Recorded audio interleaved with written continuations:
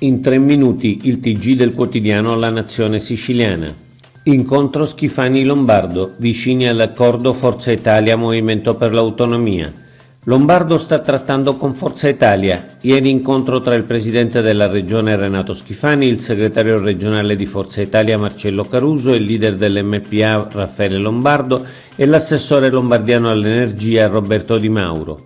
Lombardo potrebbe sostenere la candidatura di Caterina Chinnici, con la quale ha sempre mantenuto un rapporto di stima, e inserire anche un candidato MPA sul quale misurare direttamente il proprio apporto elettorale, ma ovviamente non è ancora detta l'ultima parola. Cuffaro svergogna il PD Barbagallo. Lo scorso fine settimana Anthony Barbagallo, segretario regionale del Partito Democratico, alla direzione regionale del suo partito ha detto: «Diciamo no a qualunque ipotesi di alleanza col partito di Totò Cuffaro».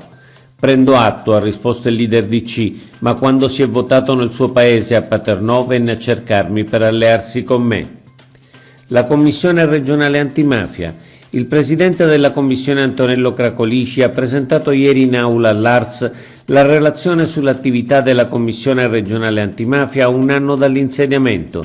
La Commissione nel corso di un anno ha tenuto 55 sedute, avviato 14 inchieste, fatto 70 audizioni, 9 incontri con i prefetti e i comitati per l'ordine e la sicurezza pubblica, 302 incontri con gli amministratori locali, 2 risoluzioni approvate e la stipula di un protocollo d'intesa con la Conferenza Episcopale Siciliana.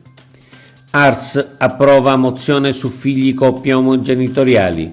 Ieri l'aula dell'Ars ha approvato all'unanimità una mozione per chiedere la trascrizione nei registri anagrafici dei comuni dei figli delle coppie omogenitoriali. La mozione approvata dall'Ars, rivolta al Parlamento nazionale, è stata sollecitata dal Comitato Transpartitico. Esistono i diritti. Crisi idrica, pronti a chiedere stato d'emergenza. Il governo regionale è pronto a chiedere lo stato di emergenza nazionale per la crisi idrica in Sicilia, un provvedimento che punta soprattutto a garantire l'approvvigionamento di acqua potabile ai cittadini, di quella per il comparto agricolo e zootecnico e per consentire alle imprese di continuare a lavorare e di portare avanti i cantieri nell'isola. La decisione è stata presa ieri nel corso della riunione del tavolo tecnico. Stati generali del cinema a Siracusa 12-14 aprile. Gli Stati generali del cinema dal 12 al 14 aprile a Siracusa, 3 giorni di incontri per approfondire il dibattito sul sistema audiovisivo.